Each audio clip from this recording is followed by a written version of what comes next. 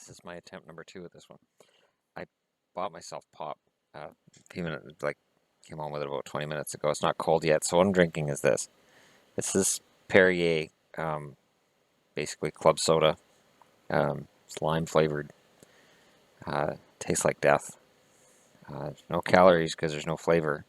Calories make flavor. And aspartame brings flavor to things that don't have calories. Before I start this, there was something funny I did once. I bought club soda. I didn't realize what I was buying. I was like, well, I've never had club soda. I wonder what it's like. And I tasted it and I went, death then. And I hated it because it's just water with bubbles in it. And it's just gross. And I thought, hey, there's no sugar in it. Now if I add Kool-Aid crystals, I'm making my own pop at home. That's pretty smart.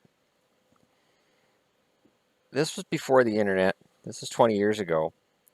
Basically, if you've seen Mentos and Diet Coke, that's what I did with club soda and Kool-Aid. So when the whole Mentos Diet Coke thing took off, I'm like, yeah, I had that in my kitchen. I didn't expect that explosion. I'm like, all right, well, I'll just try a little bit of crystals, and then I'm like, what the fuck? So yeah, that didn't work. And when I taste this, I'm having flashbacks to that ugly incident with the kitchen. It was funny. I mean, if anybody had been recording me at the time and it had been posted online, I would have predated all of the Mentos Coke videos by about 10 years. Because it was the early 90s when I did it. I didn't know that was going to happen.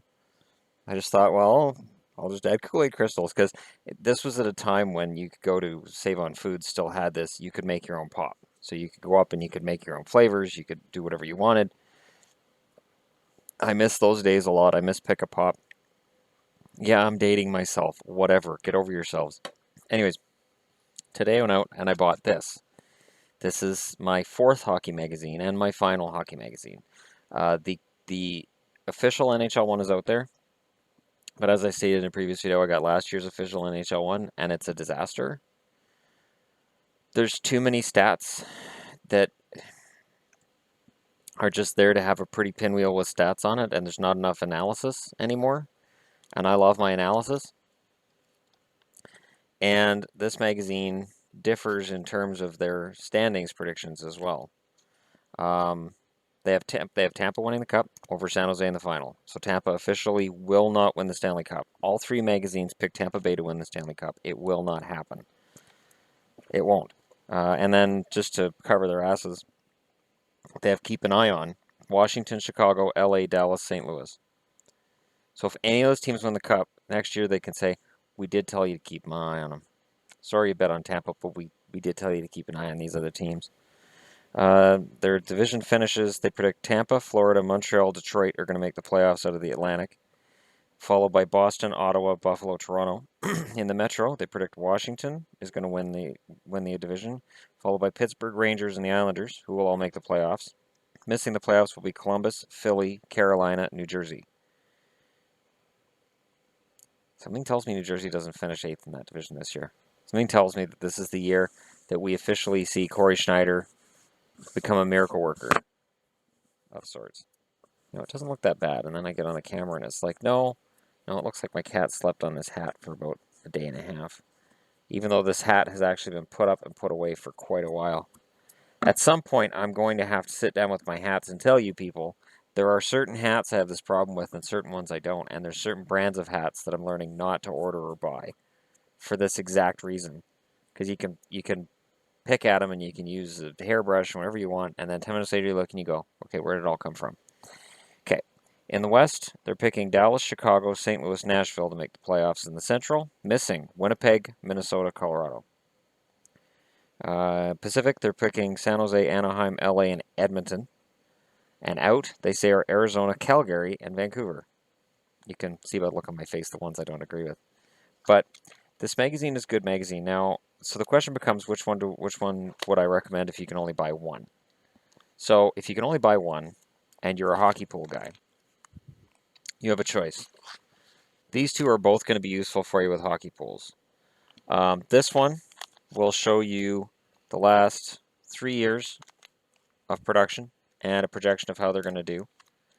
This one shows you their last 3 years as well, but if they've played on more than one team in a given year, you'll see their last 2 years of experience. So that is a small difference.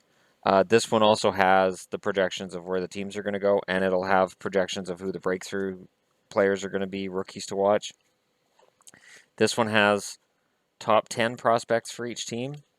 This one has usually, and I haven't gone through it, this one has top 5 prospects to watch on each team.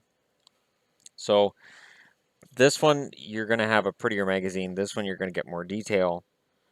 In terms of accuracy, usually the Hockey News one is a little more accurate than this one. In terms of readability, the Hockey News one wins again, only because I don't know about this year's, I haven't gone through it yet. But when this first came out about 10 years ago, and in years since then, it's quite obvious that it's written in French and translated to English.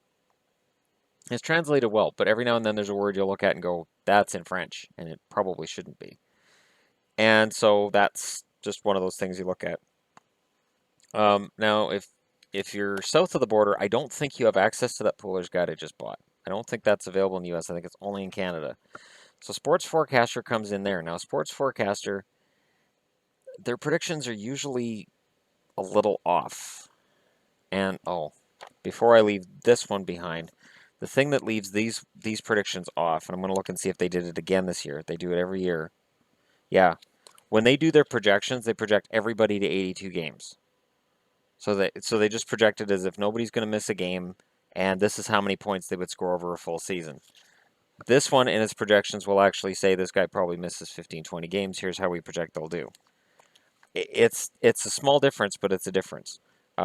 This one projects not only whether they'll get their points, whether or not they'll make the team.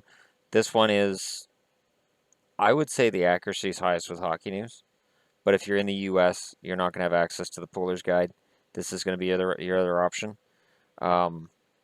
This is probably the one I read most that has hockey pool related information in it. And then last on the list is this, only because you're not going to get your pool information because they have the pool book for that. That way they get their money twice. The Hockey News Yearbook is solid, and it trolls Canadiens fans. PK Subban is mentioned right on the cover. The Evolution of a Renaissance Man, and they've got a big, huge article on how he's this big, humongous star and what a great guy he is and how fantastic he is.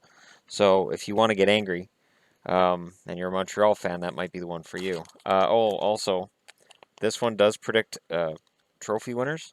Where is it? There it is. This one does predict trophy winners, which some of them don't. Trophy winners. Hart, Jamie Benn of Dallas. Art Ross, Sidney Crosby of Pittsburgh. Maurice Richard, Alex Ovechkin of Washington. And then they have keep an eye on under all of them too. I'll get into that in a minute. Vezina, Carey Price. Norris, Chris Letang. Calder, Patrick Laine. And then for Hart, they say keep an eye on Steven Stamkos, Sidney Crosby, Joe Pavelski, Anze Kopitar, and Connor McDavid. Pavelski's good, but Hart candidate? Okay, if you're watching this and you think Pavelski could be a Hart candidate at some point in his career, I'd love to hear that. And I like Pavelski, but I just don't see him because I don't see him ever scoring the amount of points that a Hart candidate has to score. You have to score a minimum of 80 points.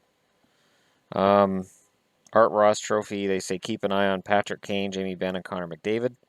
Maurice Richard Trophy, they say keep an eye on Vlad Tarasenko and Steven Stamkos. For Vezina, keep an eye on Braden Holtby, Ben Bishop, and Corey Crawford. For the Norris, keep an eye on Drew Doughty and Victor Hedman. Wow. So basically, screw you, Erik Karlsson, then. For Calder, keep an eye on Austin Matthews and Kyle Connor.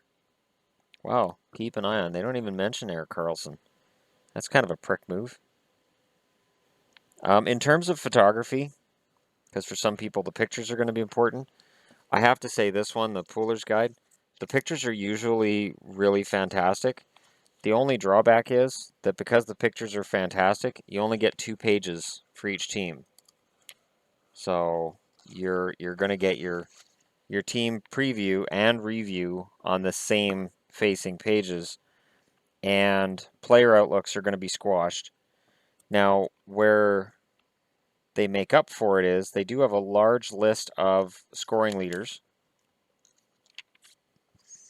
They even have in here top 25 KHL, NCAA top 25, and then your top leaders for all your junior leagues as well. So if you're into that and you're saying, okay, well, who might be a guy to watch that isn't there yet? They also have top 40 AHL scorers and top 25 AHL goaltenders. So again, each magazine has its own merits. That's why I buy all of them. But that's me. And I know not everybody's going to be like me and go out and buy that many magazines. Because for me, this is the stuff that 10 years from now, I'm going to be looking back on. Saying, remember the 16-17 season and how amazing it was. And, when the Canucks won the Stanley Cup. And, it was lucky for them that there was a flu outbreak that affected 29 other teams. And they still took 7 games to win. This is the weird part to me too. If there's guys in here who are not signed yet, like Gary Hoodler here obviously wasn't signed when this magazine was done because he was just signed last week by Dallas. They don't project any points. So they put him in here and they put in a little blurb.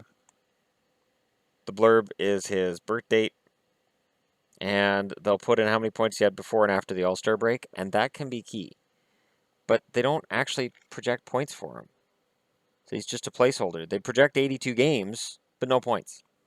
It's just dashes, which to me looks weird. Why don't you just project a dash for the games played too? So it's strange. And then they have a very simple way of looking at it as well. If a guy's going to be a restricted free agent, they have a lock that's locked. If he's an unrestricted free agent, it's unlocked. And then 35 means players 35 or over. Down arrow, they're dropping. Up arrow means they're going up. Equals means they're going to be the same. It's very, if it's your first time going into a hockey pool, this is actually a pretty darn good one to get, because the Hockey News one, which while it has some similar things to it,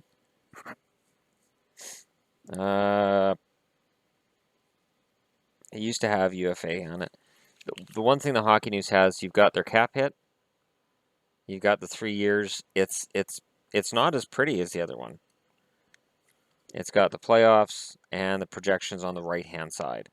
Whereas on that one, the projections right directly underneath their stats. Hey, when you're spending $10 on a magazine, you have to go over every little detail. And then in the Hockey News pool guide, you don't get any of the junior stats. They give you the entry draft, they don't give you the junior stats.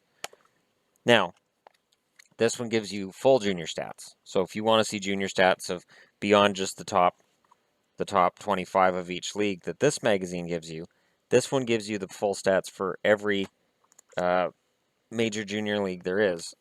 They used to give some NCAA, not full NCAA though.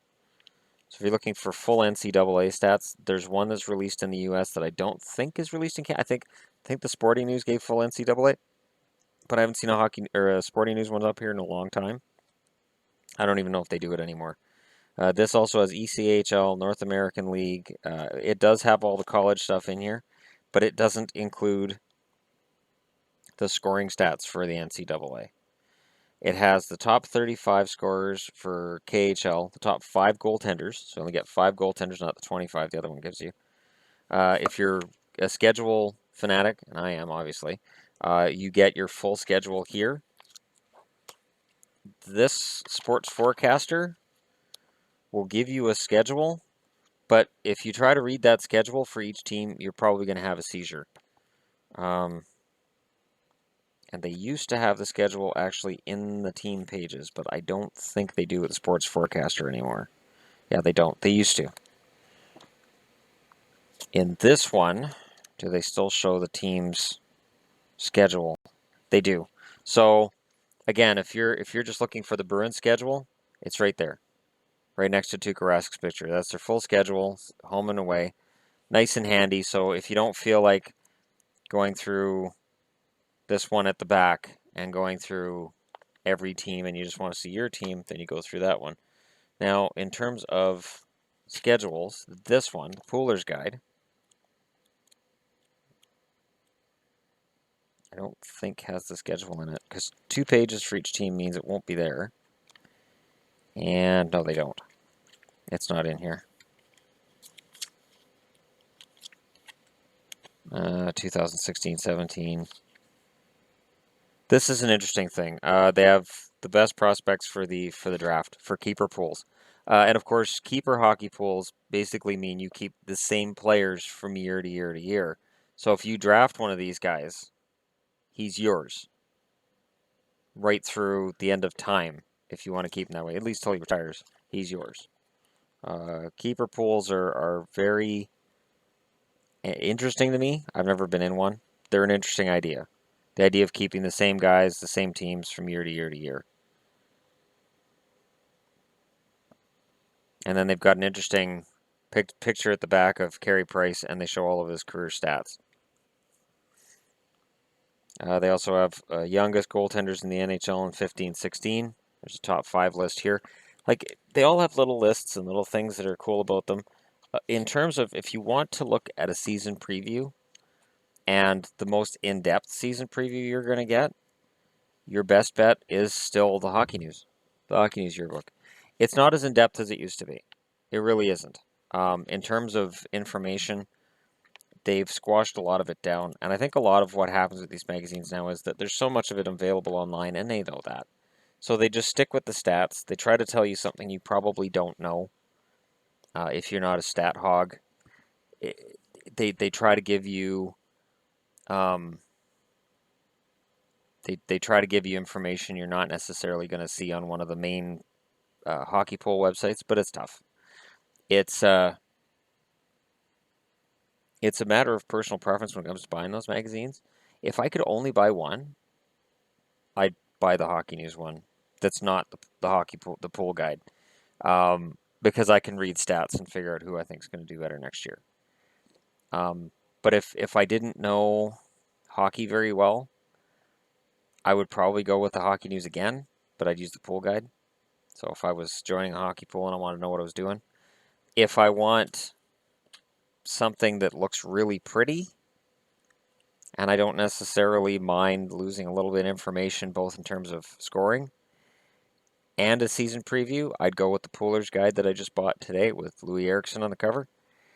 And the Sports Forecaster is probably the magazine that you're going to read 5 years later because they get very opinionated and they're far more out there with their predictions. The Sports Forecaster is the one that has definitely generated the most feedback on the other video I did where I said these are expert predictions because of their off-the-wall prediction that Carolina is going to make the playoffs, New Jersey is going to make the playoffs, the Rangers and the Islanders are at the bottom of the division, Ottawa's third in the division, they're ahead of Boston and Detroit, Montreal's fourth in the division. What else is kind of weird they got in here? They have Arizona finishing third ahead of Calgary and Anaheim fifth. Like, these guys are so off the wall, and I don't know if they work drunk or what they do, but this magazine is the most fun in terms of looking back years later and going, well, what were they thinking? It's awesome for that. It really is. And there's a good mix of information. I mean, here's your summary here. Here's your depth chart, and then you've got all your projections. And then under each projection, it'll talk about the player.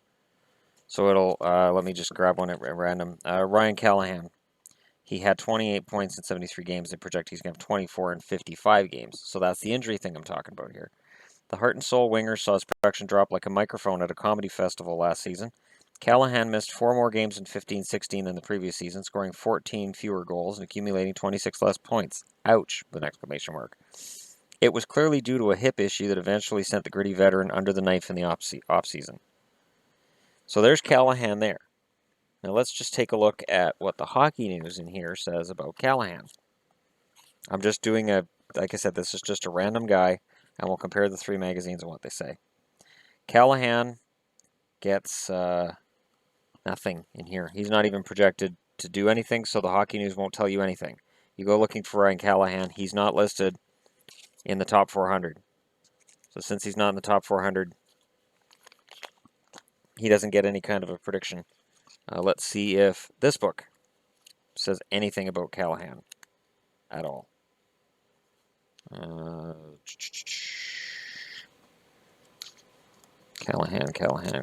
Callahan.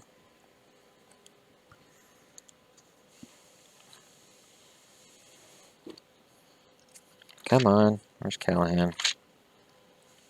If he's in here. There's Ryan Callahan. 2 of the 3 magazines also have Daniel Carr in here from Montreal, and one of them doesn't have Callahan. Callahan, projected points 33. They project 82 games. After enjoying one of his finest seasons of his career in 2014-15, Callahan struggled with just 32 points in 89 games, regular season and playoffs combined. This summer, Callahan has undergone surgery to repair a labral tear in his right hip, and he could be out till mid-November. And yet they project 82 games and 33 points. So there's the difference between all the magazines. And does the Hockey News in their they don't have the pool stuff, but do they mention Callahan? I'll take a quick look here. Again, just a random player. The Lightning remain deep up front with a mixture of speed, skill, and grit, with Stamkos, a 2-time Rocket Richard Trophy winner, back. In the fold, the Lightning return all of their big offensive weapons. Nikita Kucherov's coming off a 30-goal season, and Tyler Johnson figures to rebound to his 25-goal form, while Jonathan Drouin, exiled for half of last season after requesting a trade and being locked in a stalemate with management, displayed his talents during Tampa Bay's playoff run. The Bolts can also strike from the blue line. Hedman is coming off his 3rd season of double-digit goals, while Anton Strawman has recorded consecutive 30-point campaigns. No mention of Callahan. He's on the 3rd line on their projected depth chart behind Kucherov and Drouin on the right side. I don't see anything in there. So that's just a one-player example of how the magazines are different. And it's up to you guys to decide. But I thought, I'll sit down with all 4 magazines. I paid $10 each, so I paid $40 for this. And then next month I'll pay another $27 for the guide and record book. And I go through them every day.